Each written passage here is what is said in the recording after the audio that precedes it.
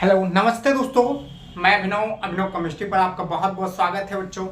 तो ये जो लेक्चर नंबर 2 होगा आपका, ये अनसॉल्व पेपर की दूसरी सीरीज होगी। देखिए, इसके पहले वाली सीरीज में आपको मैंने ये क्वेश्चन जो थे बच्चों वो 4 के यानी जो 4 का आपको खा तक था, जिसमें बेंजीन सल्फोनिक एसिड से एनिलीन बनाने का रासायनिक समीकरण देते हुए एनिलीन की कार्बिल एमीन अपक्रिया तथा ये डाई एजोटीकरण अपक्रिया का रासायनिक समीकरण लिखे। यहां तक बच्चों मैंने करवाया था, जो कि वीडियो 1 घंटे की हो चुकी थी, तो हमने कहा कि वहां पे रोक देते हैं। अब उसके बाद का जो क्वेश्चन आएगा चौथे का गा वाला, जो कि आपके सामने आ रहा है बच्चों, वो है इलेक्ट्रॉन स्नेही प्रतिस्थापन अपक्रिया क्या है। एरिल हैलाइड का उदाहरण देते हुए इसकी क्रियाविधि समझाइए। बहुत इंपॉर्टेंट, बहुत अच्छा क्वेश्चन है बच्चों, और हम ये समझते हैं कि इस इंपॉर्टेंट क्वेश्चंस को कैसे मैनेज करेंगे, कैसे अच्छे से इसको पढ़ेंगे, सीखेंगे। ये बात सीरीज जान ही रहे हैं बच्चों, अनसॉल्व पेपर की सीरीज चल रही है और ये बराबर ऐसे निरंतर आपके सामने आएगी। तो चलिए हम लोग शुरुआत करते हैं और देखते हैं बच्चों। पहले कह रहे हैं इलेक्ट्रॉन स्नेही प्रतिस्थापन अपक्रिया क्या है। एरिल हैलाइड का उदाहरण देते हुए समझाइए। देखिए क्वेश्चन में, क्योंकि इलेक्ट्रॉन स्नेही प्रतिस्थापन अपक्रिया हर जगह तो मिलने वाली नहीं है, तो इसलिए जिसमें मिलती है उसको लेके ज्यादातर कहेगा। एरिल हैलाइड और फेनॉल, ये दोनों चैप्टर में बच्चों आपको सतर्क रहना है, ये क्वेश्चन आ सकता है। यहां एरिल हैलाइड देके दिया है, हो सकता है फेनॉल भी दे सकता है। तो अगर हम एरिल हैलाइड की बात करेंगे तो हैलोजन परिवार, जैसे हैलोजन परिवार का एक कोई तत्व होगा और वो बेंजीन के ऊपर लगा होगा बच्चों। जैसे ये मान लीजिए क्वेश्चन की अगर शुरुआत करते हैं, मान लीजिए ये पहले आप क्या करेंगे, एक बेंजीन का आप स्ट्रक्चर बनाएंगे। थोड़ा बेंजीन का स्ट्रक्चर अच्छा नहीं बनेगा क्योंकि इतना बढ़िया कला नहीं हमें आती बच्चों, लेकिन हाँ ये है कि ये जो सिखाने की कला है ये जरूर आपको सिखा देंगे। ये देखिए, अब हमें क्या करना है बच्चों, अगर मान लीजिए हम कोई सदस्य एरिल हैलाइड का है, तो एरिल हैलाइड को लेके अगर चलते हैं तो यक्स मानेंगे। अब एक्स मान के अगर आप चलते हैं तो इसके ऊपर कितने इलेक्ट्रॉन मौजूद होंगे, 7 इलेक्ट्रॉन। ये 7 होते हैं टोटल, एक बॉन्ड में चला आया, बचा कितना, 6 बच्चों। अब देखिए सबसे बड़ी बात ये होती है कि क्या ये इलेक्ट्रॉन स्नेही प्रतिस्थापन अपक्रिया दे पाएंगे। अब देखिए बच्चों, यहां पे मैटर करता है कि समूह के ऊपर यहां पे जो हैलोजन परिवार है, हैलोजन समूह है, अब ये बेंजीन के किसी डायरेक्ट कार्बन से अटैच है बच्चों। अब मैटर ये डिपेंड करेगा कि ये कौन सा प्रभाव शो करेगा। प्रभाव में अगर ये -m प्रभाव देगा तब तो ये बेंजीन से खुद इलेक्ट्रॉन ऊपर की तरफ खींचना चालू कर देगा।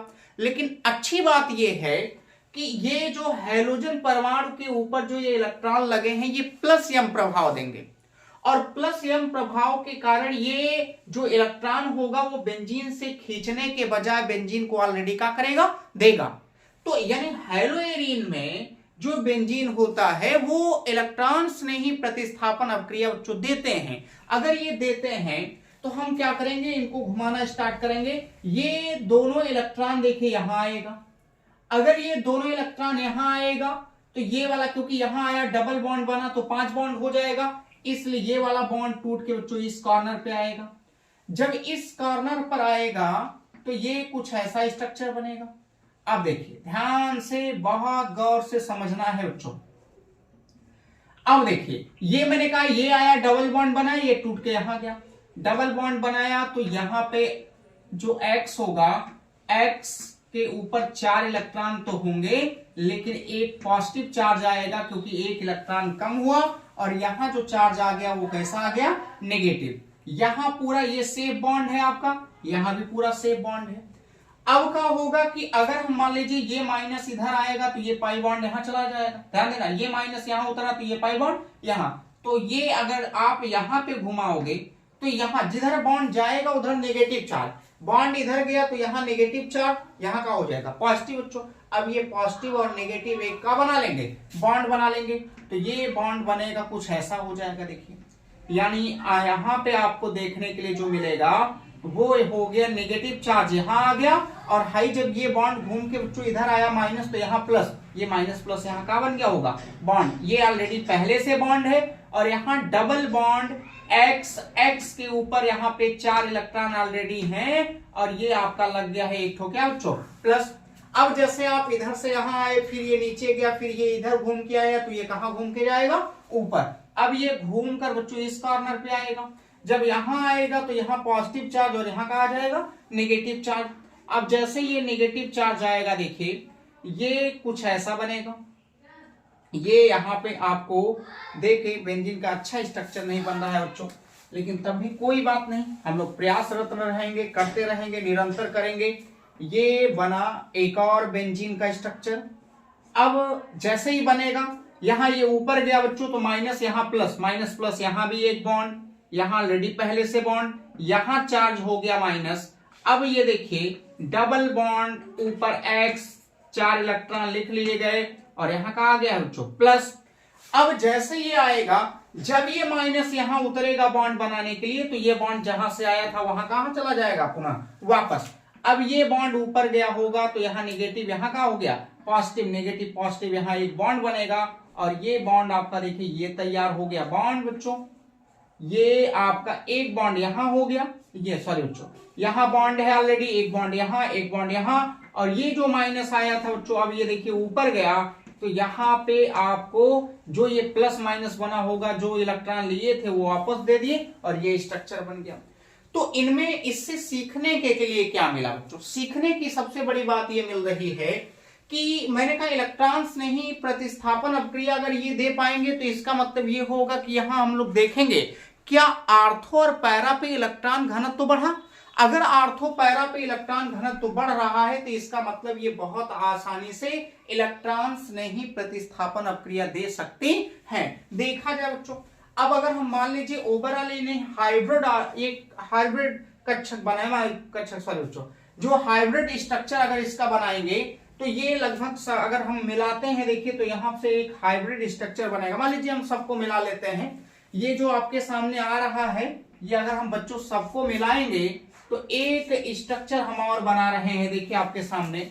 यानी सबको मिलाने के बाद जब ये संकर मतलब हाइब्रिड वाला, ये देखिए सबसे बढ़िया वाला बनाएंगे और कैसे क्या हो रहा है उसको दिखाएंगे।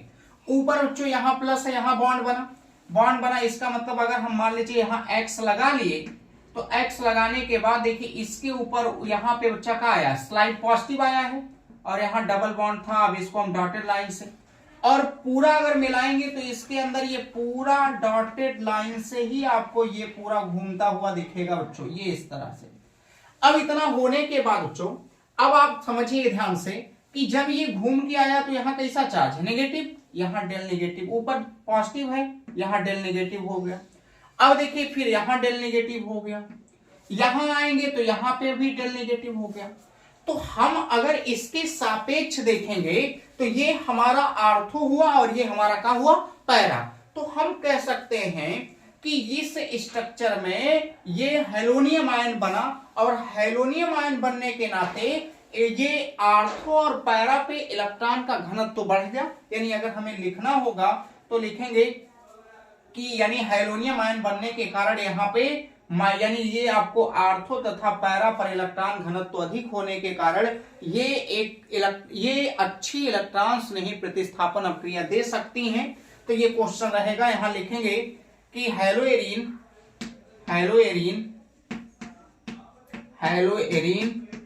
क्या लिखेंगे बच्चों?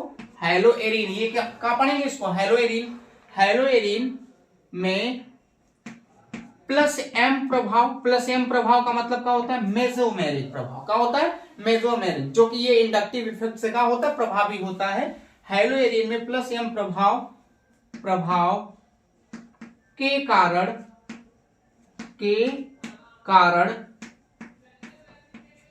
कारण आर्थो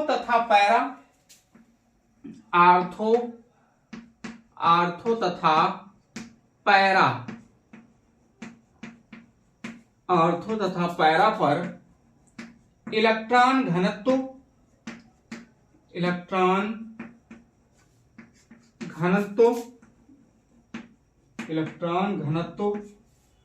अधिक होने के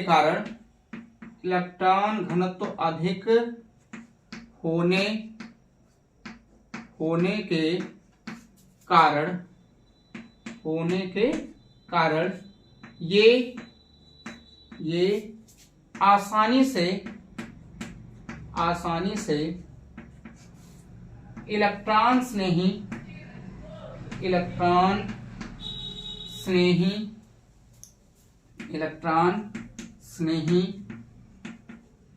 प्रतिस्थापन अभिक्रिया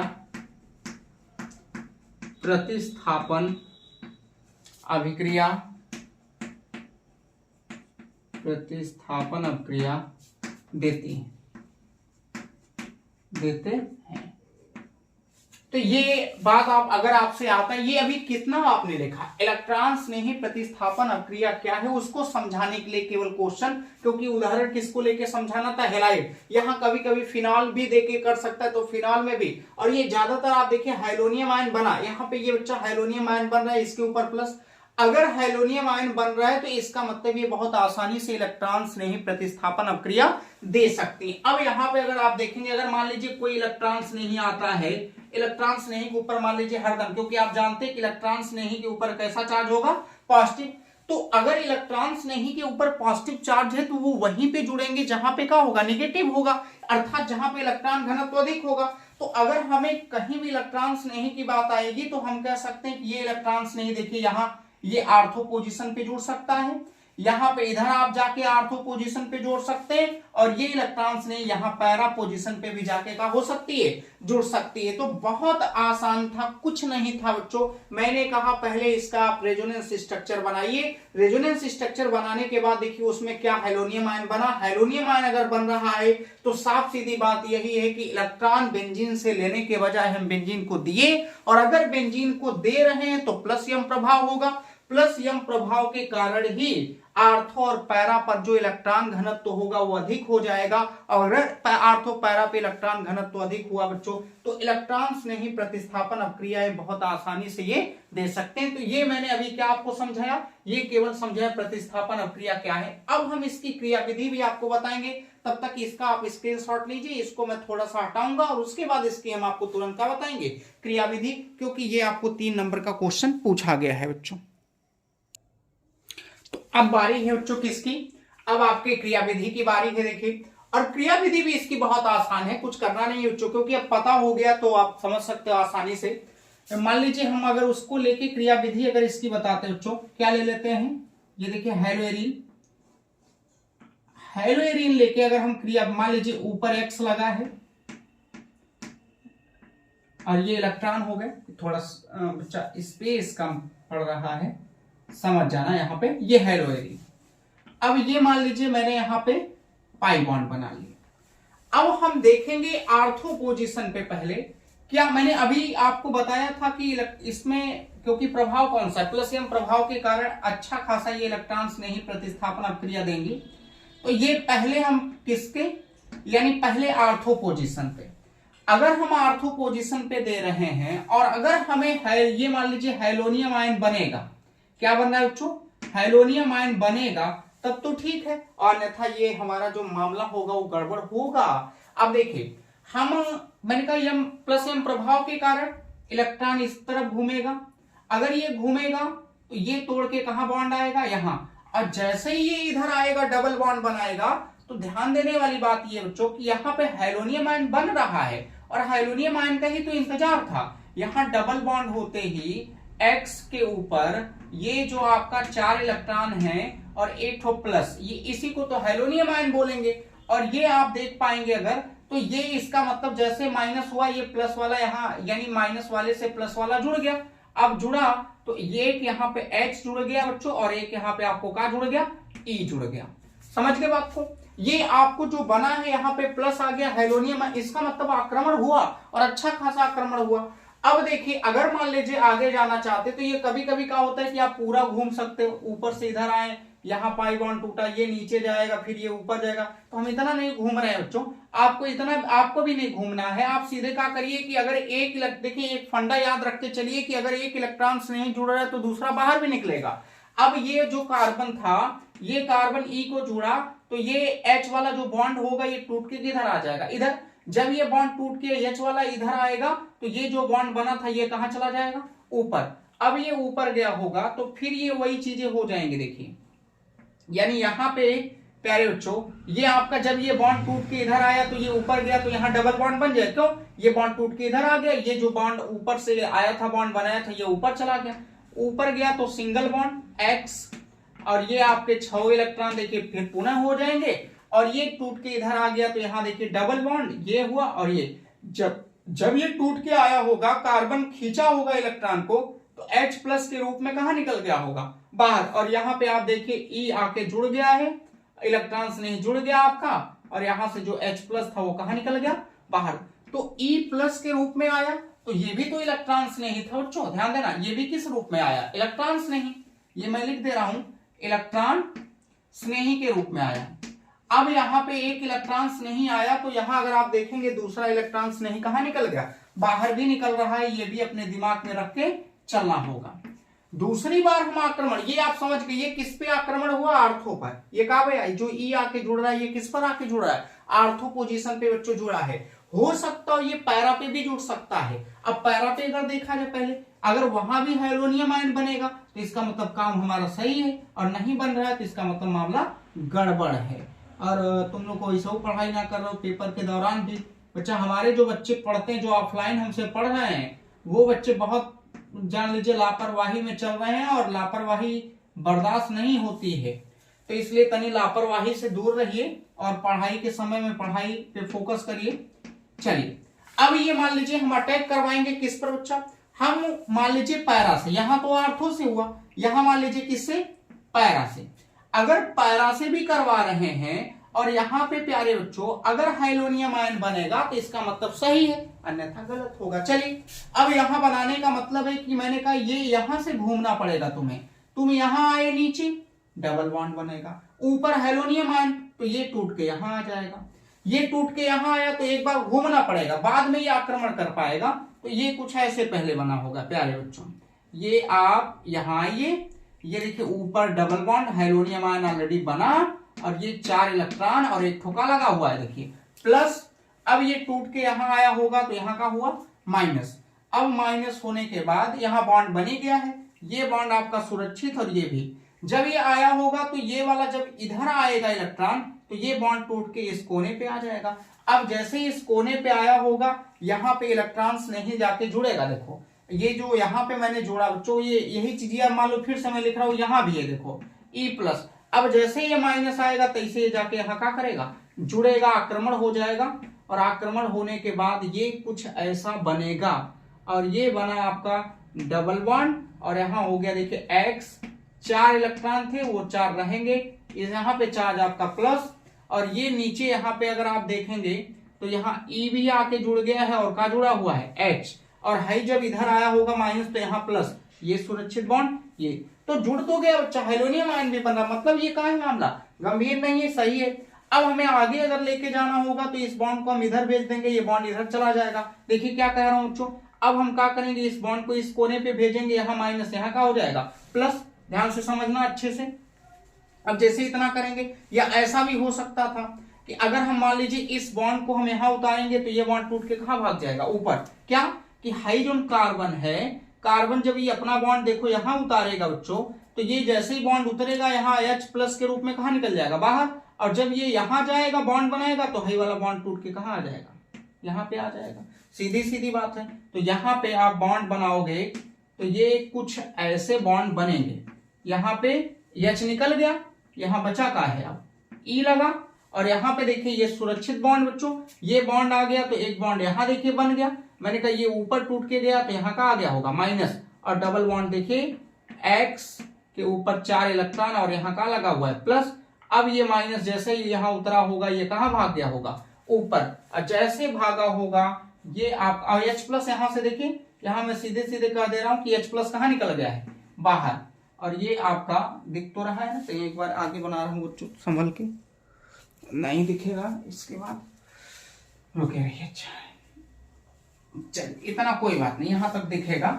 थोड़ी लाइन ये वाली छोटी कर लेते हैं। अब यहां पे करेंगे तो ये हमें कुछ ये ऐसे देंगे। अब आपको क्या लग गया यहाँ पे? ई मतलब क्या हो गया? इलेक्ट्रॉन्स नहीं हो गया बच्चों। और ये आपका देखिए एक सुरक्षित बॉन्ड यहाँ, एक सुरक्षित बॉन्ड यहाँ, यहाँ, और ऊपर जो आया था वो जैसे आया था क्योंकि वो इलेक्ट्रॉन के रूप में आया था, तो प्लस माइनस बन के इलेक्ट्रॉन बन जाएगा, और ये किस पे आक्रमण हो गया, पैरा पे। तो आर्थो पे भी हेलोनियम आयन बना, पैरा पे भी हेलोनियम आयन बना। अगर दोनों पे हेलोनियम आयन बन रहा है तो इसका मतलब ये इलेक्ट्रॉन्स नहीं प्रतिस्थापन अभिक्रिया दे रही हैं, और यहां से ये देखिए दोनों में H प्लस कहां, एक इलेक्ट्रॉन्स नहीं जुड़ा तो दूसरा कहां निकल गया, बाहर। लेकिन अगर ये मेटा पोजीशन पे करवाते तो हेलोनियम आयन कहां बन पाता, बन ही नहीं पाएगा। अभी यही मान लीजिए आप देखिए यहाँ घूम के आया, यहाँ माइनस आया, तो यहाँ पे तो प्लस आ जा रहा है। अगर यहाँ पे, क्योंकि जैसे ही आप देखिए यहाँ पे घूमे होंगे, ये बॉन्ड इधर आया होगा तो यहाँ माइनस, तो यहाँ का आ गया होगा प्लस, और यही मेटा पोजीशन है। तो जब ये प्लस पे आएंगे तो आक्रमण कहां हो पाएगा, हो ही नहीं पाएगा आक्रमण, किसी कीमत पे नहीं हो पाएगा। या आप मान लो जबरदस्ती कर भी रहे हो कि ये बॉन्ड को हम क्या कर दे रहे हैं, तोड़ के इधर यहाँ माइनस कर दे रहे हैं, यहाँ पे प्लस कर दे रहे हैं, तो यहाँ प्लस आ गया, यहाँ माइनस जुड़ेगा, लेकिन हेलोनियम आयन पर क्या प्रभाव पड़ेगा, कुछ मतलब ही नहीं। मतलब ये सीधी सीधी बात है कि मेटा के साथ इनकी कोई एक्टिविटी नहीं है। जो भी अगर आपको करना होगा आर्थो और पैरा पे होगा। आर्थो पैरा पे अच्छी इलेक्ट्रॉन्स नहीं प्रतिस्थापन अभिक्रियाएं देती हैं। तो इस क्वेश्चन में आपको इतना ही बच्चों आपको लिखना होगा, ये पूरा इसके पहले, और ये आप लिखेंगे तभी जाके आप पूरा नंबर कहां पाएंगे बच्चों। तो ये क्वेश्चन आप नोट करिए। अब इसके बाद वाला क्या क्वेश्चन है मैं उसको देखता हूं, जो कि बहुत बढ़िया क्वेश्चन है बच्चों, और सीख लिए तो बहुत आगे जाएंगे आप। तो अब बच्चों ये जो आपको ऑप्शन जो क्वेश्चन है ये इसी का यानी प्रश्न 4 का घावाला है। अब इसमें क्या कह रहा है बच्चों, इसमें कह रहा है कि फिनॉल की अम्लीय प्रकृति को स्पष्ट कीजिए और फिनॉक्साइड आयन के अस्थायित्व का कारण बताइए। बहुत इंपॉर्टेंट क्वेश्चन है ये। लगभग अगर बात करें क्वेश्चंस की बच्चों, तो ये जितने भी बोर्ड के एग्जाम होते हैं यूपी बोर्ड में, कहने का मतलब 12th का, तो उनमें हर सेट में लगभग उठा के पूछ लेता है। और ये बहुत ज्यादा टफ भी नहीं है, आसान सा क्वेश्चन, 2 नंबर आपको या 3 नंबर आपको देके चला जाता है। अब कह रहे कि फिनॉल की अम्लीय प्रकृति स्पष्ट कीजिए और फिनॉक्साइड आयन के अस्थायित्व का कारण बताइए। तो पहले मैं आपको बताऊं बच्चों, फिनॉल का रेजोनेंस स्ट्रक्चर बनाया करिए। फिनॉल के रेजोनेंस स्ट्रक्चर से हमें कुछ ज्यादा सीख मिलती है। फिनॉक्साइड आयन तो है ही बच्चों, फिनॉक्साइड फिनॉल से भी ज्यादा स्टेबल होता है, ये भी आप जानते रहिएगा। और फिनॉल से ज्यादा स्टेबल अगर फिनॉक्साइड है, नहीं तो इसलिए और मान सकते हैं कि वो फिनॉल अम्लीय नेचर का होता है। कभी कभी तुलना करने के लिए दे देता है अल्कोहल का फिनॉल से, फिनॉल ज्यादा अम्लीय होता है अल्कोहल से, क्यों समझाइए। तो वो क्वेश्चन आएगा, उसके बारे में हम बताएंगे। पहले इस क्वेश्चन के बारे में हम लोग देखते हैं, टाइम नहीं क्योंकि ज्यादा टाइम लग रहा है बच्चों। अब फिनॉल की अम्लीय प्रकृति को स्पष्ट करना है, पहले आप फिनॉल का स्ट्रक्चर बनाएंगे। फिनॉल का अगर हम स्ट्रक्चर बनाएंगे, और उससे भी पहले इसका रेजोनेंस स्ट्रक्चर आप जानिए। अब देखिए मान लीजिए OH लगा है, यहां का लग गया OH। थोड़ा सा बच्चा स्पेस कम है, जगह की कमी के कारण बड़ा कुछ झेलना पड़ रहा है, और तुम लोग बच्चों शेयर दबा के ना कर रहे हो। अगर क्वेश्चन बच्चों लगते हैं कि दम है और हमारे पढ़ाने में दम है, तो आप कोई कोताही ना करिए बच्चों हमारे सहयोग में, क्योंकि गुरु के अगर आप जितना हमारा सहयोग करेंगे उतना हमारा मनोबल हाई होगा। चलिए ये देखिए बच्चों, फिनॉल हो गया, इसके ऊपर मैंने OH लगा दिया। अब हम इसी को लेके तो समझाएंगे। अभी जो क्वेश्चन इसके पहले वाला पढ़ा वो इस बच्चा कभी कभी फिनॉल को लेके भी आ सकता है। अब हम पहले इसका रेजोनेंस स्ट्रक्चर देखेंगे। रेजोनेंस स्ट्रक्चर से हमें बहुत सारी चीजें पता हो जाती हैं कि कैसे इसमें से आसानी से H+ का रिन्यूअल होगा, और वो वाटर के साथ मिलकर हाइड्रोनियम आयन बनाएगा और फिनॉक्साइड आयन बनेगा। फिर फिनॉक्साइड का 5 रेजोनेंस स्ट्रक्चर होने के कारण वो ये माना जाता है कि फिनॉल से भी स्टेबल होता है, जिसके कारण ये हम लोग पता लगा लेते हैं कि फिनॉल किस नेचर का होता है, अम्लीय नेचर का। क्योंकि जितनी आसानी से जहां से H+ का रिन्यूअल होता है वो उतना बढ़िया का होता है, अम्लीय। अब इस क्वेश्चन का अगर आंसर लिखना होगा तो हम क्या करेंगे, ये उतार दिए इलेक्ट्रॉन। जब ये उतारेंगे डबल बॉन्ड बनाएंगे, ये कूद के भाग जाएगा इस कोने पे बच्चों। अब यहां भी जो प्रभाव होता है वो +M प्रभाव, कौन सा प्रभाव, +M प्रभाव होता है। अब यहाँ पे अगर हम देखेंगे बच्चों, तो ये हमारे सामने कुछ ऐसा बन के आएगा। अब ये देखिए यहाँ डबल बॉन्ड बना। अब डबल, यही तो मेन चीज है, डबल बॉन्ड बना, ऑक्सीजन के ऊपर कैसा चार्ज आ गया, पॉजिटिव। यहाँ बच्चों चार्ज आ गया नेगेटिव आपका, ये सुरक्षित बॉन्ड और ये सुरक्षित बॉन्ड। अब ये माइनस अगर यहाँ उतरेगा तो ये पाई बॉन्ड यहाँ आ जाएगा। ध्यान सुनना, ये आया यहाँ उतरा तो ये यहाँ, जब ये यहाँ जाएगा तो यहाँ माइनस यहाँ प्लस, ये माइनस प्लस आपस में मिलके क्या बना देंगे, बॉन्ड बना देंगे। ये देखो कुछ ऐसे बॉन्ड बना दिए।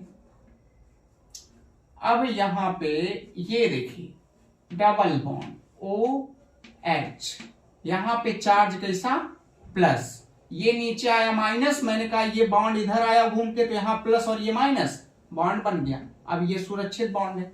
अब अगर ये यहां जाएगा तो ये कूद के कोने भाग जाएगा, तो कोने भगा दो, ये कोने आया यहाँ माइनस तो यहाँ का हो जाएगा प्लस, ये माइनस प्लस फिर बॉन्ड बन जाएंगे। ये देखिए अब यहां पे बॉन्ड बनने के बाद ये आप यहां पे बॉन्ड एक ये गया होगा तो यहां प्लस, यहां बच्चों माइनस, यहां बॉन्ड, इस कॉर्नर पे आपको माइनस और ऊपर डबल बॉन्ड O के साथ H, इसके ऊपर चार्ज कैसा है प्लस का। अभी जो आज देखिए क्वेश्चन कल वाला जो, क्योंकि इसी सेट में हम अथवा सब बताएंगे तो ढेर सारी रिएक्शनें हैं, आपको सतर्क रह के काम करना है और ये छोड़ना भी नहीं है बच्चों। अब जैसे ही इतना आएगा, ये अगर कूद के यहां जाएगा, देखो अगर हम इसको यहां उतार दिए तो ये कूद के यहां चला जाएगा, तो मैं ऐसा कर नहीं रहा हूं क्योंकि कहीं से मान लीजिए अगर उतारना चाहते हैं तो ये वाला देखिए बॉन्ड यहां उतरा, ये कूद के इधर गया, यहां से ये बॉन्ड देखिए इधर उतरा है तो ये वाला कूद के कहां चला गया माइनस यहां।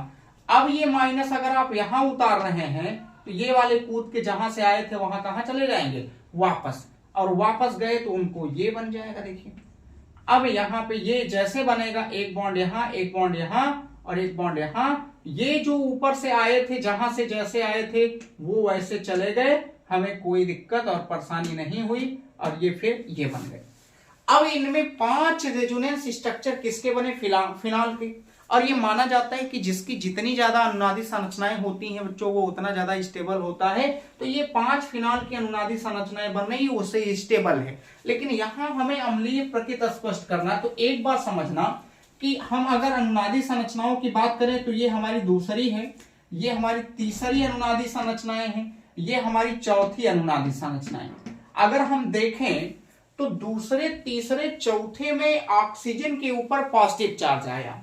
अगर ऑक्सीजन के ऊपर पॉजिटिव चार्ज आ रहा है तो ऑक्सीजन की ऋणात्मकता अधिक होने के नाते ये हाइड्रोजन वाले यानी ये इनके O और H के बीच का जो बंध होगा वो कमजोर हो जाएगा। O और H के बीच का बंध अगर कमजोर होगा तो जैसे ही वाटर के अंदर जाएंगे ये H+ को बहुत आसानी से H2O खींच लेगा और हाइड्रोनियम आयन बना देगा, और यहाँ हमको फिनॉक्साइड आयन या फिनेट आयन बनता है जो कि वो बताता है कि वो फिनॉल से भी ज्यादा स्टेबल होता है, इसलिए फिनॉल का होता है अम्लीय होता है। तो यहाँ पे एक चीज और हम नोट में बच्चों, क्योंकि इधर स्पेस हो तो लिखें, क्योंकि पूरा एक साथ करना है तो समझना, थोड़ा छोटा छोटा मैं लिखूंगा। ये इतने में हम लिखेंगे कि अनुनादी संरचनाएं 2, 3, 4 में, किसमें बच्चों, सेकंड, थर्ड और फोर्थ में दिख रहा है इधर अभी, हाँ दिख रहा है, में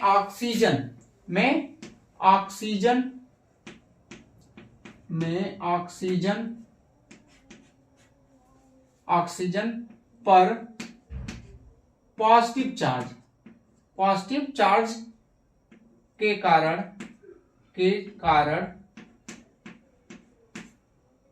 O और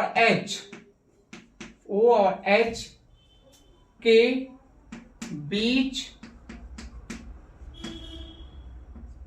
का बंध कमजोर हो जाता है। क्या हो जाता है? कमजोर हो जाता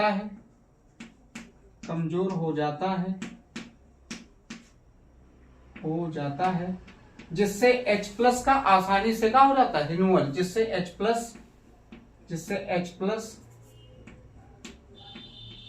आसानी से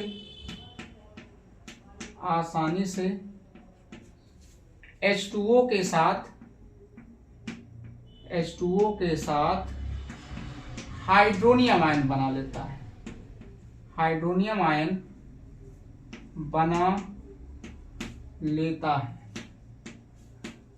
बना लेता है। इसलिए अम्लीय होता है। अब देखोगे कैसे बना रहे हैं, मैंने कहा ये सिखा दिया कि कैसे ये बॉन्ड, क्योंकि ये प्लस आ गया दोनों की ऋणात्मकता में काफी डिफरेंस। ये ऑक्सीजन अपनी तरफ क्या करना चाहेगा, खींचना चाहेगा, और खींचेगा तो ये आसानी से कहाँ निकल जाएगा, बाहर। और ये जितनी आसानी से निकलेगा वो उतना अच्छा का होगा, अम्ल होगा। अब जैसे ये मान लो फिनाल है बच्चा, ध्यान देना, ये मैंने लिखा फिनाल। अब यहां पे इनके रेजोनेंस स्ट्रक्चर से तुम लोग को पता हो गया है, क्या पता हो गया कि जब आप अनुनादी संरचनाएं बनाओगे तो O और H के बीच का बॉन्ड, O के ऊपर प्लस चार्ज होने के नाते O और H के बीच का बॉन्ड जो होगा वो क्या हो जाता है, वो हो जाता है थोड़ा दुर्बल। अब दुर्बल होने की, जैसे ये दुर्बल होगा तैसे ये बैठे हैं, इंतजार कर रहे हैं, ये तुरंत क्या करेंगे कि इनको इलेक्ट्रॉन दे को अपने साथ खींच लेंगे। खींचेंगे तो यहां पे ये बनेगा, देखो अब ये जो होगा यहां पे ये आपको बना O के ऊपर आ गया माइनस, और यहां पे बना देखिए हाइड्रोनियम आयन। तो हाइड्रोनियम आयन से तो पता हो जा रहा है कि ये क्या है, अम्ल है। लेकिन ये जो बना है फिनॉक्साइड आयन, क्या बना है, phenoxide ion, phenoxide ion, ion या फीनेट आयन, क्या कह सकते हैं, या फीनेट आयन, फीनेट आयन है। अब जो फीनेट आयन होता है बच्चों वो फिनॉल से भी ज्यादा का होता है, स्टेबल होता है। अब यहां इसकी भी आपको दिखानी पड़ेगी, इसकी भी रेजोनेंस स्ट्रक्चर आपको बनाने पड़ेंगे। अब इसके, क्योंकि नीचे देखें जगह है बच्चों, हाँ आ जाएगा, कोई दिक्कत नहीं। अब इसके भी रेजोनेंस स्ट्रक्चर को अगर हम बनाना चाहेंगे तो ये देखिए इसकी भी 5 स्ट्रक्चर बनेंगे। ये पूरा आपको दिखाना पड़ेगा बच्चों, और ये लिखना भी आपको पड़ेगा, नहीं दिखाओगे तो आपको नंबर मिलने वाला नहीं है। अब हम अगर बनाएंगे देखिए फिनॉक्साइड आयन का, तो ये आपके, ये देखिए ये हो गए फिनॉक्साइड आयन, O के ऊपर माइनस है, क्या है बच्चों, माइनस। अब माइनस अगर है तो आप समझिए ये यहां उतरा माइनस, माइनस यहां उतरेगा, ये वाला बॉन्ड यहां जाएगा। अब ये बॉन्ड गया, ये बहुत बढ़िया एम प्लस प्रभाव दे रहा है बच्चों, क्या दे रहा है, एम प्लस प्रभाव, बहुत जल्दी से आसानी से इलेक्ट्रॉन देगा। अब यहां क्या बॉन्ड हो जाएंगे, डबल बॉन्ड O, न्यूट्रल हुआ, ये आया माइनस, यहां पे माइनस, और ये सुरक्षित बॉन्ड है, और यहां भी सुरक्षित बॉन्ड। अब जैसे ये यहां उतरा होगा, ये वाला बॉन्ड टूट के इस कॉर्नर पे गया, इस कॉर्नर पे गया, जहां पे माइनस उतर रहा वहां पे समझ जाना डबल बॉन्ड, ये माइनस यहां आया, डबल बॉन्ड बना। और ऐसे भी समझो कि ये बॉन्ड यहां भाग के गया होगा तो माइनस यहां प्लस, और ये माइनस प्लस का बना लेंगे, बॉन्ड बना ले रहे होंगे। तो ये देखिए कुछ ऐसा बना, ये आप डबल बॉन्ड O हो गया, और यहां पे एक का बन गया आपका, देखिए बॉन्ड, ये डबल बॉन्ड, यहां पे आपको माइनस, और ये, अब ये माइनस यहां उतरा तो ये वाला पाई बॉन्ड टूट के यहां चला जाएगा। अब ये यहां गया तो ये कुछ ऐसे बनाएगा, देखिए ये आपको कुछ ऐसे ऐसे हैं, ये देखिए यहां पे डबल बॉन्ड, यहां आ गया माइनस, ऊपर डबल बॉन्ड का है बच्चों, O है, का है, O है। अब ये बना, ये बनने के बाद अब यहां ये माइनस उतरा, माइनस उतरा तो ये जहां से आए थे वहां का हो गए, वापस ट्रांसफर हो जाएंगे, वापस ट्रांसफर हुए तो ये देखिए आपको O के ऊपर नेगेटिव, यहां बॉन्ड, यहां बॉन्ड, यहां बॉन्ड। तो ये जो रेजोनेंस स्ट्रक्चर है ये फिनेट आयन का बहुत ज्यादा स्टेबल, ये इतना ज्यादा स्टेबल होता है कि ये माना जाता है कि फिनॉल से भी ज्यादा का होगा, अम्लीय होगा। तो ये नॉलेज में आप रखिए कि जैसे ही फिनॉल को हम H2O के अंदर डालेंगे बच्चों, H2O H+ को खींच लेगा, हाइड्रोनियम आयन बनाएगा, और यहाँ पे क्या बन जाएगा, फिनेट आयन। फिनेट आयन जो होता है इसके काफी प्रभावी अनुनादी संरचनाएं होती हैं, जिसके कारण ये भी माना जाता है कि ये फिनॉल से भी क्या होगा, ज्यादा अस्थायी होगा बच्चों। ये है इस क्वेश्चन का आंसर। अगर इतना, और ये भी आप लिखेगा क्योंकि यहाँ नॉलेज की बात ये है कि कोई पूछ लिया कि H2O के जैसे ही जाते ही H+ को खींच पाएगा, तो यहां बताना कि जब हम इसका फिनॉल का रेजोनेंस स्ट्रक्चर बनाएंगे, अनुनादी संरचनाएं बनाते हैं, तो दूसरे और तीसरे चौथे में ऑक्सीजन पर प्लस, यानी यहां पे देखिए दूसरे तीसरे और चौथे में ऑक्सीजन पर प्लस पॉजिटिव चार्ज के कारण O और H के बीच का बंध का हो जाता है थोड़ा कमजोर। जैसे ही कमजोर हो जाता है तो ये क्या करेगा, H2O इन्हें H+ को आसानी से क्या कर लेता है, खींचकर हाइड्रोनियम आयन बना लेता है। इसलिए माना जाता है कि ये किस नेचर का होगा, अम्लीय। और और सच्चाई ये है कि जब ये जाएगा तो यहाँ फिनेट आयन का काफी ज्यादा रेजोनेंस स्ट्रक्चर बनते हैं, यानी ये 5 रेजोनेंस स्ट्रक्चर तुम्हारे सामने आ रहे हैं, इसलिए माना जाता है कि ये अस्थायी हो जाएगा, जिसकी क्योंकि अगर ये जितना ज्यादा अनुनादी संरचनाएं बना रहा है उतना स्टेबल होते चला जा रहा है, इसलिए ये नेचर में क्या होगा, अम्लीय होगा बच्चों। ये आपको इतना इसके जगह पे अगर आप लिखेंगे तो अब जाके आपको पूरा नंबर क्या होगा, मिलेगा। तो ये भी क्वेश्चन आप स्क्रीनशॉट लीजिए, इसके बाद वाले क्वेश्चन को हम बता रहे हैं बच्चों। तो ये है बच्चों, आपको क्वेश्चन नंबर 5 पे आ गए हैं। क्वेश्चन नंबर 5 का ये पहला क्वेश्चन है, का वाला है देखिए, लेकिन इस क्वेश्चन में 2 क्वेश्चन है क्योंकि ये 4 नंबर में पूछा है। कह रहा है कि प्रथम कोट की अभिक्रिया के 4 अभिलक्षण आप लिखिए। ये किताबों में सीरीज में भरपूर दिया है बच्चों, आप 4 अभिलक्षण आप वहां से थियरी को आप याद कर लीजिएगा। तो मैं ये थियरी क्योंकि बच्चों यहाँ लिखना पड़ता, मैं इसीलिए नहीं लिख रहा हूं उसको। तो ये प्रथम कोट की अभिक्रिया के 4 जो प्रमुख अभिलक्षण उसको आप लिखिएगा।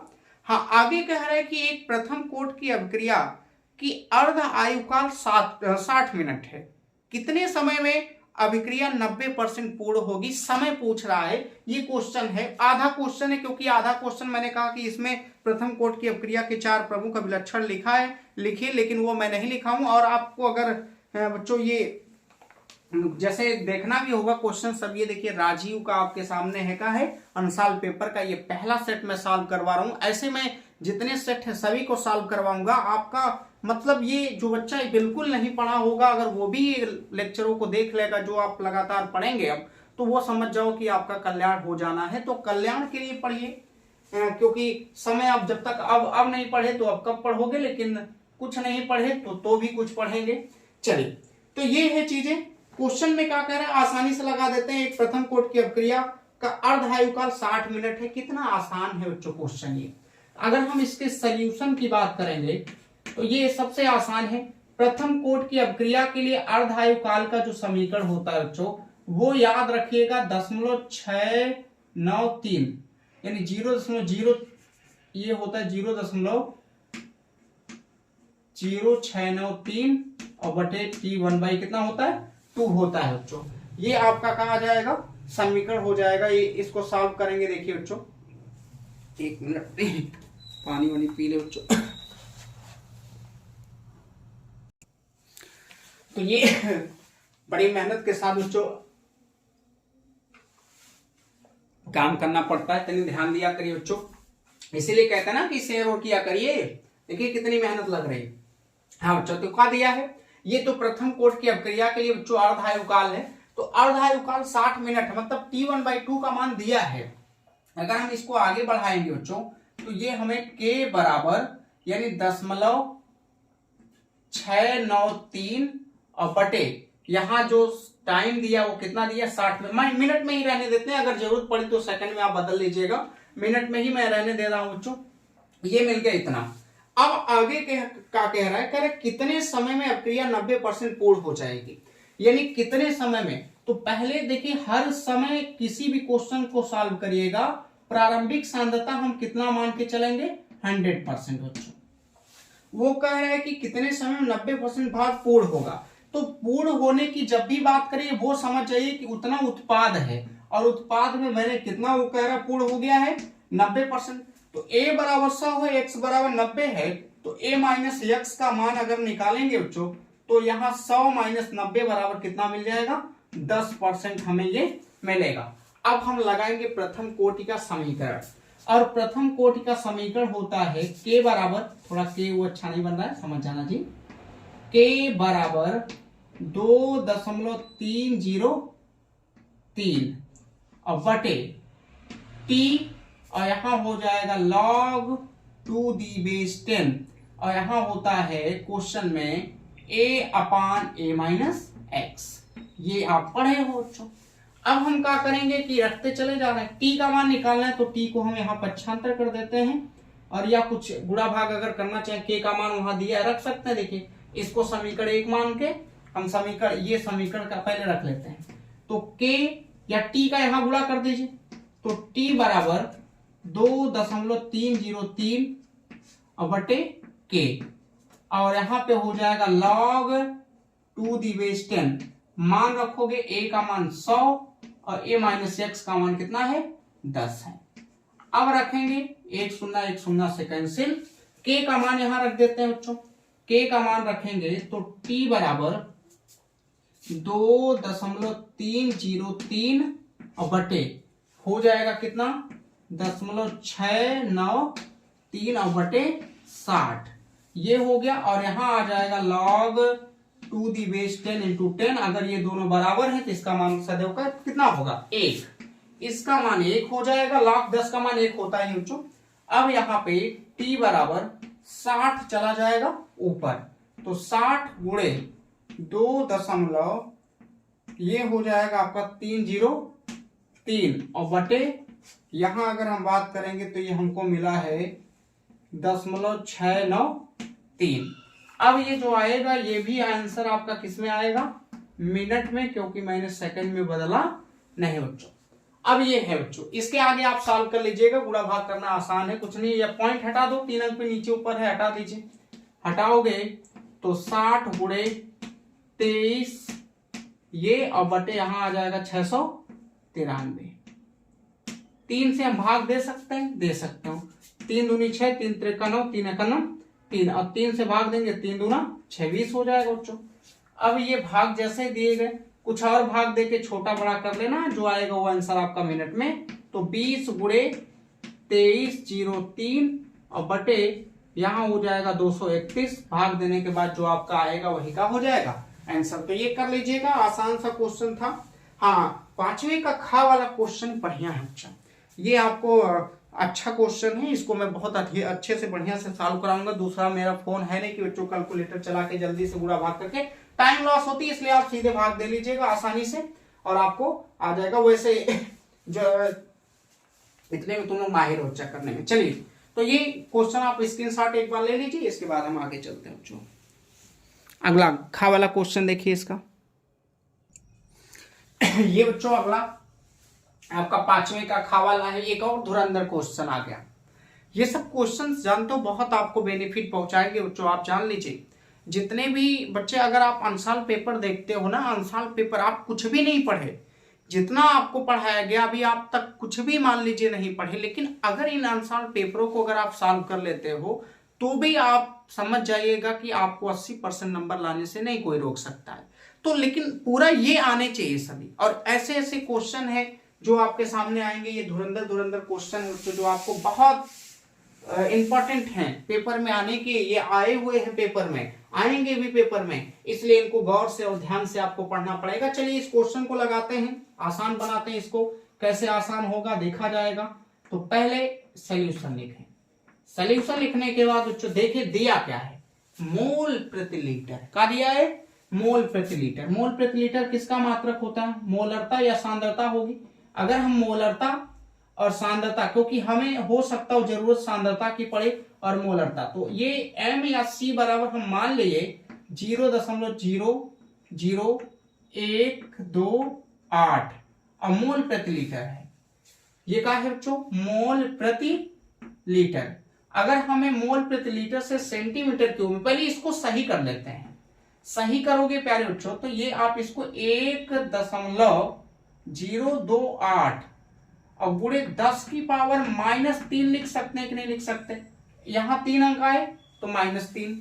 अब ये दिया है मोल प्रति लीटर है, किसमें बच्चों, मोल प्रति लीटर। अगर हमें सांद्रता की आवश्यकता है तो हम लीटर को किस में चेंज कर लेते हैं, सेंटीमीटर में चेंज करके क्वेश्चन को सॉल्व करेंगे, ज्यादा सही रहेगा। तो अगर हमें इसको चेंज करेंगे तो यही मैं लिख रहा हूं, c बराबर 1.028 गुणे 10 टू पावर -3 और ये बटे में कितना हो जाएगा, क्योंकि अगर हम चेंज करेंगे तो गुणे है मोल और 1 लीटर में, लीटर को सेंटीमीटर में चेंज किए, मान लीजिए 1000, ये हो गया देखिए सेंटीमीटर क्यूब। 1000 से भाग दे देंगे अगर तो हमें ये चीजें मिल जाएंगी 1.028 गुणे 10 टू पावर -6, ये हो गया अब मोल यहां प्रति सेंटीमीटर का आ गया क्यूब, ये बदल लिया गया पहले। उसके बाद आगे क्वेश्चन में क्या कह रहा है कि एसिटिक अम्ल की चालकता दिया है सीमेंस सेंटीमीटर, मतलब कप्पा का मान। चालकता दे दिया सीमेंस सेंटीमीटर इनवर्स है, इसका मतलब किसका मान दे दिया, कप्पा का। तो कप्पा, ये देखिए कप्पा हो गया। कप्पा का मान जो दिया है बच्चों वो दिया है 4.95 और गुणे 10 की पावर -5, ये है सीमेंस सेंटीमीटर इनवर्स। इसके साथ और किसके मान दिए गए हैं, ये आगे कह रहे हैं कि यदि एसिटिक अम्ल के लिए अनंतता पर मोलर चालकता, एसिटिक अम्ल के लिए दिया है इनफाइनाइट पर मोलर चालकता। तो इनफाइनाइट पर अगर मोलर चालकता दिया है तो इसका जो मान आ गया है वो आया हुआ है 390.05 ये siemens centimetre square mole inverse होगा। चलिए इसकी जरूरत पड़ेगी तो लगाएंगे, है तो उसके वियोजन स्थिरांक की गणना कीजिए। तो वियोजन स्थिरांक की गणना ऐसे नहीं हो जाएगी, आपको वियोजन मात्रा भी आनी चाहिए। जब वियोजन मात्रा का पता लगा ले जाएंगे तभी आप निकाल पाएंगे, किसको निकाल पाएंगे आप। तो पहले हम लोग क्या करते हैं कि सांद्रता को निकाल लेते हैं लैम्डा, यानी हम यहां से अगर निकालना चाहेंगे पहले ये निकालेंगे। देखिए ये इनफाइनाइट, ये सांद्रता m पर मोलर चालकता। अब अगर इसको हम निकालेंगे तो इसके बराबर होता है कप्पा अपान सी। क्या होएगा, कप्पा अपान सी। कप्पा का मान कितना दिया बच्चों, कप्पा आपने निकाला कहाँ है, ये तो 4.95 गुणे 10 की पावर -5 और बटे सांद्रता आपने कितना कर रखे हैं 1.028 गुणे 10 की पावर माइनस कितना है 6, -6 हो गया। ऊपर लेके गए होंगे, हाई कट गया 5, 1 गया 10 हुआ 49, यानी ये हम दिए तो हमें भाग बच्चा अगर हम समथिंग देंगे तो 48.15 के आसपास हमें आएगा। कितना आएगा 1.85, ये 48.15 आएगा। अब अगर ये 48.15 आ गया, अब यही तो मेन था, क्योंकि इसके और इसके अनुपात को ही हम लोग कहते हैं वियोजन मात्रा। वियोजन मात्रा का मतलब होता है अल्फा का मान। किसका मान बच्चों, अल्फा का। तो ये निकालते हैं, देखो वियोजन, अभी वियोजन स्थिरांक नहीं निकालेंगे, पहले वियोजन मात्रा निकालेंगे। ये होगा आपका वियोजन मात्रा, और वियोजन मात्रा को हम लोग मानते कहाँ है अल्फा। अल्फा बराबर हो जाएगा प्यारे बच्चों, यहाँ पे ये जो आएगा आपका वो हो जाएगा ये मोलर चालकता C और अपान इनफाइनाइट वाली, कौन सी इनफाइनाइट, दोनों का अनुपात जो होता है वियोजन मात्रा कहलाती है। अब इसका मान आपने निकाला 48.15 और अपान यहां अगर हमने निकाला तो ये किसका कितना आया है 390.05 और भाग देंगे तो ये आएगा 0.12। कितना आएगा 0.12। ये भाग दे लीजिएगा क्योंकि हमें बच्चा डाटा याद है, तो पढ़ाते पढ़ाते आदत हो गई, याद हो गया है। तो ये है बच्चा, क्या है आपको ये इतना, अगर आप भाग देंगे तो ये 0.12 आएगा। आप कैलकुलेटर थोड़ा मोड़ा अंतर होगा तो होगा, आप कर लीजिएगा, यही आएगा। लेकिन अब जैसे इतना आ गया, हमको क्या मिल गई वियोजन मात्रा।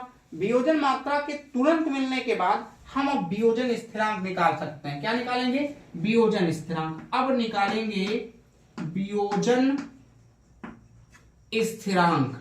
अब वियोजन स्थिरांक क्या होगा बच्चों, ये देखो वियोजन स्थिरांक के बराबर, मान लो के ए बराबर C alpha square upon 1 minus का होता है अल्फा, ये होता है मान। C का मान में क्योंकि मोल प्रति लीटर में लाना होगा तो C का मान जो ऊपर वाला पहले लिखे तो वही वाला ये वाला लिख लेते हैं। इसको लिखेंगे देखिए तो 1.028 गुणे 10 की पावर -3 और यहाँ अल्फा का मान आपने कितना निकाला 1.0, तो इसका अगर स्क्वायर करेंगे तो 12 बनियम 144 यानी 0.0144 आ जाएगा। ये आ गया, ये एक और बटे यहां देखेंगे अगर तो हमें 1 माइनस अल्फा, एक में से अल्फा का मान 10 यानी घटा देंगे तो ये घटाएंगे, सीधे मैं लिख दूं, घटा के बच्चों घटाओगे 0.88 आ जाएगा। अब गुणा भाग करके आप भाग कर लीजिएगा, जो आपका आएगा बच्चों वो का हो जाएगा आंसर, यानी के ए नीचे दिख रहा है, नहीं दिखेगा तो इसका मतलब यहां थोड़ा मोड़ा सॉल्व कर लेते हैं। यहां करोगे तो के ए, ये मैं वियोजन स्थिरांक माना हूं के, इसका आप कर लेना बच्चों, क्योंकि डाटा बहुत बड़ा है तो ये कैलकुलेटर अगर यूज करेंगे तो टाइम ज्यादा लॉस होगा, तब तक उतने में हम दूसरा क्वेश्चन आपको बता लेंगे। इसका आपको करना है इसमें मल्टीप्लाई, और मल्टीप्लाई करके इसमें आप भाग दे देंगे, जो आएगा वही आपका हो जाएगा आंसर हो जाएगा। तो ये आपका क्या आ रहा है बच्चों, वियोजन स्थिरांक कर लीजिएगा। इसके आगे आपके लिए होमवर्क है बच्चों, ठीक ना। चलिए, समझ में आ रहा है बच्चों तो कमेंट जरूर। ये है क्वेश्चन बच्चों 5वें का गा। देखो 5वें का गा तो बड़ा सा है, कह रहे कि लिगेंड क्या है। अब हमने क्वेश्चन भी नहीं लिखा बच्चों, क्योंकि देखिए क्वेश्चन थियरी वाला है तो हमने नहीं लिखा। लिगेंड क्या है, फिर कर एक दंती एवं द्विदंतु लिगेंड की परिभाषा एवं उदाहरण सहित निम्नलिखित यौगिकों का आईयूपीएसी, 2 का आईयूपीएसी नाम पूछा और पूछा लिगेंड क्या है। तो जानते हो किसी संकुल में या किसी उपसंयोजक यौगिक में केंद्रीय धातु परमाणु से जो सीधे डायरेक्ट सीधे जुड़कर कोऑर्डिनेट बॉन्ड बनाता है वही का कहलाता है, लिगेंड कहलाता है बच्चों, सीधी बात। आगे कर एक दंती लिगेंड किसे कहते हैं, यानी एक दंती लिगेंड किसे कहते हैं, इसकी परिभाषा, यानी एक ही समय में केंद्रीय धातु परमाणु को या आयन को केवल एक युग्म इलेक्ट्रॉन प्रदान करके एक कोऑर्डिनेट बॉन्ड जो बनाता है वही का कहलाता है, एक दंती लिगेंड कहलाता है। द्विदंती लिगेंड यानी एक ही समय में केंद्रीय धातु परमाणु को 2 दाता परमाणु अर्थात 2 युग्म इलेक्ट्रॉन, यानी 2 युग्म का मतलब 2 जोड़ा इलेक्ट्रॉन एक साथ केंद्रीय धातु परमाणु को देकर एक ही समय में 2 कोऑर्डिनेट बॉन्ड यानी 2 उपसंयोजक बंध जो बनाता है उसे हम लोग क्या कहते हैं, द्विदंतुक लिगेंड कहते हैं। ये वीडियो में हमारी पढ़ी है बच्चा, आप जाओगे वहां पे देख सकते हो, आसानी से बहुत विस्तार से इसको पढ़ाए हैं। और उसके बाद परिभाषा ये मैंने बोल ही दिया, आगे आईयूपीएसी नाम दिया तो इस आईयूपीएसी नाम को हम लोग पढ़ लेते हैं। अब देखिए आईयूपीएसी नाम की क्या शर्तें हैं। पहले इधर दाहिने साइड कुछ नहीं, बाएं साइड दाहिने साइड है, तो अगर बाएं साइड कुछ नहीं है तो इसका मतलब ये धनायन और ये का होगा ऋणायन बच्चों। अब अगर ये धनायन है तो सबसे पहले इसमें लिगेंड की संख्या लिखते हैं, इनके बीच में गैप नहीं देते। लिगेंड की संख्या कितनी, 6 को हम लोग क्या पढ़ेंगे, हेक्सा। क्या पढ़ेंगे, हेक्सा बच्चों। ये हो गया देखो हेक्सा। उसके बाद H2O को क्या पढ़ा जाता है, एक्वा, हेक्सा एक्वा। ये क्या हो गया, 6 मतलब हेक्सा, H2O को एक्वा। केंद्रीय धातु परमाणु Fe है, इसको पढ़ेंगे क्या, आयरन। क्या पढ़ा जाएगा, आयरन ही पढ़ेंगे, आयरन। क्या पढ़ेंगे, आयरन, या फिर यहां आयरन। उसके बाद आएंगे इसके ऊपर ऑक्सीडेशन नंबर, तो इसका पूरा 0, इसका एक Cl का -1 तो 3 -3 मतलब ये आ जाएगा 3rd। कितना आ जाएगा, 3rd, और बाहर है Cl, इसलिए इसका नाम जो लिखेंगे वो हो जाएगा क्लोराइड। तो यही इसका बच्चों आईयूपीएसी नाम है। आईयूपीएसी बहुत आसान है और अलग से वीडियो में हम सिखाए पढ़ाए, जाके वहां देखिए ना बच्चों। यानी hexa aqua iron 3rd chloride, ये आपको क्या हो जाएगा, इसका नाम हो जाएगा। ये तो और आसान, इसमें ये धनायन है तो ये क्या हो गया, ऋणायन। इसका अगर हमें ना ये जो प्रति आयन वाला है इसको अगर हम लोग लिखेंगे देखिए तो पोटेशियम। क्या पढ़ेंगे, पोटेशियम पढ़ेंगे बच्चों। ये हो गया आपका पोटेशियम। उसके बाद Cl, लिगेंड की संख्या 6 को हम लोग क्या पढ़ते हैं, हेक्सा। ये हो गया देखिए हेक्सा। Cn का मतलब यहां लिख देंगे साइनो या साइनिडो, साइनो भी लिख सकते हैं, साइनो लिख दिया मैंने, साइनो हो गया। उसके बाद अब ये धनायन तो ये ऋणायन, ऋणायन के समय इसका नाम बदलेगा, इसको हम लोग पढ़ेंगे फायरेट। क्या पढ़ेंगे, फायरेट। और इस पे ऑक्सीडेशन नंबर निकालेंगे तो कितना आएगा, 2nd आएगा। ये है इसके देखिए दोनों के आईयूपीएसी नाम। और इसी कड़ी में अगला क्वेश्चन आपके सामने है जो कि स्पेस है तो मैं बता दे रहा हूं, और वो क्या कह रहा है अगला, घा वाला क्वेश्चन है। घा वाले क्वेश्चन में कह रहा है कि हेलोएल्केन के बनाने की 2 सामान्य विधियां एवं रासायनिक समीकरण लिखिए। तो हैलो एल्केन बनाने की दो सामान्य विधियां क्या है, क्वेश्चन फिर सुनिए, लिखने में टाइम लग रहा है बच्चों।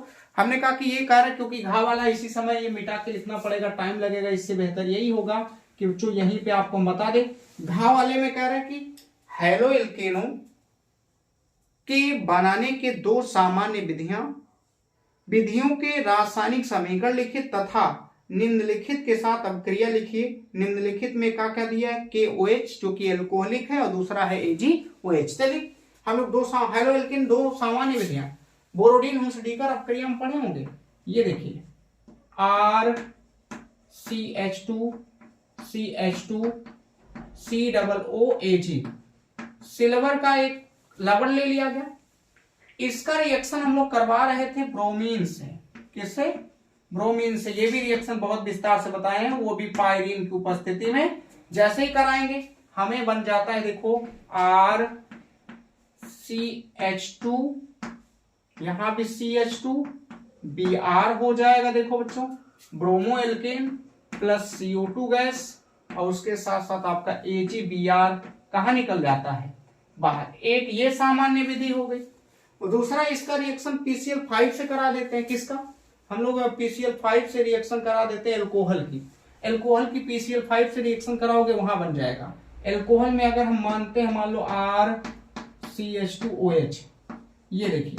अब इसका रिएक्शन अगर हम किससे करा देते हैं, PCl5 से, तो भी हमें ये देखे कहा जाएगा बच्चों, यहां देखे जाएगा RCH2Cl बन जाएगा। देखो, और प्लस यहां हो जाएगा आपका POCl3 और HCl आपका कहां निकल जाएगा, बाहर।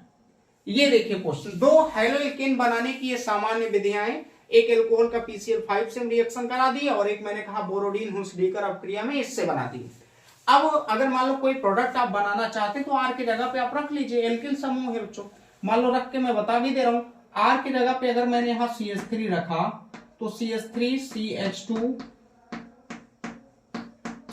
हो गया, COOAg हो गया। देखिए इसका रिएक्शन मैंने कहा ब्रोमीन से हम लोग कराए हैं बच्चों। अब जैसे ब्रोमीन से पायरीन की उपस्थिति में हुआ, CCl4 की उपस्थिति में, तो ये CH3 यहां CH2 ब्रोमोप्रोपेन का पढ़ेंगे, ब्रोमोप्रोपेन आपका बन गया, प्लस CO2 गैस निकल गई और उसके साथ साथ बन गया AgBr।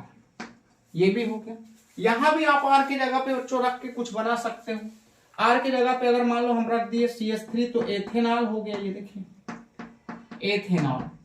एथेनॉल का हम किससे रिएक्शन करा रहे हैं, PCl5 से। इस बार हम तनिया और ट्रिक से लगा दे रहे हैं। PCl5 से करोगे तो इसको PCl3 सिंगल बॉन्ड Cl और सिंगल बॉन्ड Cl कर दिए बच्चों। अब जिसके नीचे जो मिला वही उसका दोस्त, इसके नीचे ये, इसके नीचे ये और ये पूरा इसके नीचे, तो ये आपको बन जाएगा CH3CH2Cl हो जाएगा और प्लस यहां रिएक्शन कराएंगे तो POCl3 और यहां से HCl कहां निकल गया, बाहर। तो ये दो सामान्य विधियां क्या है बच्चों, ये दो सामान्य विधियां हैलो एल्केन बनाने की। एक मैंने ये बना दिया, देखिए इससे ब्रोमोप्रोपेन बन गया और ये क्लोरोएथेन बन गया आपको। अब कह रहे कि अगर इन्हीं का रिएक्शन हम किससे करा देते हैं, एक बार इससे KOH जो कि एल्कोहलिक है और AgOH के साथ, तो करवा लेते हैं। इसी से लागे यही निपटा देते बच्चों। अगर हम रिएक्शन मान लो करवाते हैं, नीचे स्पेस ज्यादा है, देख जाएगा, हो जाएगा बच्चों, आसानी से दो रिएक्शन हो जाएगी। अब देखिए, अब मान लीजिए हमें जो दिया है ये पहला KOH के साथ, मान लीजिए हम यही ले लेते हैं ब्रोमो वाला पद। अगर हम ब्रोमो वाला ले लेते हैं, ध्यान देना बच्चा, अब हम ये तो रिएक्शन का हो गई, ये सामान्य बनाने की विधियां थी, क्या थी, बनाने की। अब वो कह रहा है कि जो ये बना है प्रोडक्ट उसी का किसे, KOH से, वो भी एल्कोहलिक और एक बार AgOH से। चलिए अब हम मान लीजिए अगर इसका रिएक्शन CH3CH2 और Br से, और ये रिएक्शन जब भी हम करवाते हैं KOH से, ये जलीय नहीं है बच्चों। जलीय होता तो एल्कोहल बना देता, क्या बना देता, एल्कोहल। ये एल्कोहलिक है, एल्कोहलिक होगा तो पहले यहां का होगा कि एल्कीन, प्रोडक्ट में क्या बनेगा, एल्कीन। अगर हम रिएक्शन कराएंगे तो यहाँ एक साथ अल्फा बीटा विलोपन होगा, क्या होगा, एक साथ अल्फा बीटा का विलोपन होगा। जब अल्फा बीटा विलोपन यहां से देखो, मान लो कि यहां से ये आपका अल्फा और ये क्या हो गया, बीटा, अल्फा से Br और बीटा से एच जाएगा, HBr का KOH से रिएक्शन करा दोगे बन जाएगा। तो प्रोडक्ट CH3CH और डबल बॉन्ड यहां बन जाएगा CH2 और साथ में मैंने कहा अल्फा बीटा का विलोपन हुआ, यहां से देखो ये टूटेगा और यहां से ये मान लो H है, H दोनों का एक साथ विलोपन हुआ, यहां से ये और यहां से मान लो ये निकल गया, ये अम्ल है और ये क्षार दोनों रिएक्ट किए तो प्लस यहां देखो KBr और H2O भी कहां निकल जाएगा बाहर। बहुत आसान क्वेश्चन, बहुत आसान प्यारे बच्चों। तो हमने क्या किया कि जैसे ही ब्रोमो एल्केन का मैंने KOH एल्कोहलिक KOH से रिएक्शन कराए हमको प्रोपीन मिल गया, यदि प्रोडक्ट में एल्कीन बनता है KBr और H2O कहां निकल जाता है बाहर प्यारे बच्चों। एक और रिएक्शन है, इसके नीचे स्पेस है तो उसको भी निपटा देते हैं, ये थोड़ा अगर हटाएं तो निपट जाएगा, निपटा ही देते हैं। अब अगर मान लो जो बना है ये CH2 रहने दीजिए, अब यहाँ पे फिर इसका रिएक्शन CH3CH2 अब फिर CH2 के साथ क्या है Br है।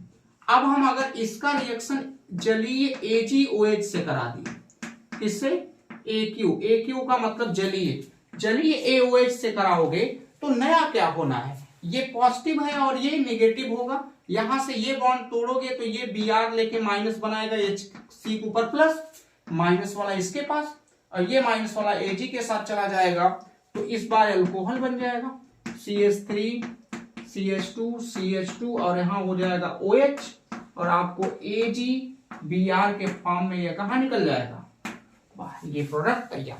तो ये था बच्चों पांचवे का घा वाला जो कि रिएक्शन था, कह रहा था कि दो हेलोएल्केन बनाने की सामान्य विधियां और उन्हीं सामान्य विधियां बनने के बाद KOH से और NaOH से अक्रिया करा के देखिए क्या बनेगा तो आपके सामने।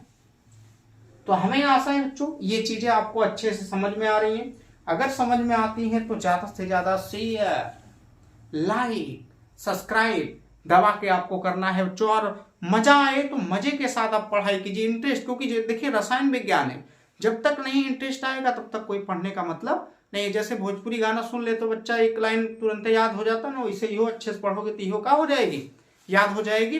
तो चलिए आज ये यहीं पे रोक रहे हैं। इसके बाद बच्चों देखिए आपका छठवें क्वेश्चन में आपको जो दिया है अथवा करके और सातवें में ये सब हम बच्चों आपको बताएंगे, ये अगली वीडियो में आपको आने वाला है, तो आप जुड़े रहिए, तब तक इसको आप देखिए। और क्योंकि ये क्वेश्चन आपको बहुत आगे एक ही अंशाल पेपर में आपको बहुत क्वेश्चन मिल जा रहे हैं, तो बाकी जो अंशाल पेपर में जो सेट है उस सेट को हम कराएंगे तो आपका कितना लाभ होने वाला है। तो आप जरूर हमारे साथ जुड़िए, ज्यादा से ज्यादा लोगों तक जुड़िए। तो चलिए आज के लिए बस इतना ही, धन्यवाद, कल फिर मिलेंगे बच्चों।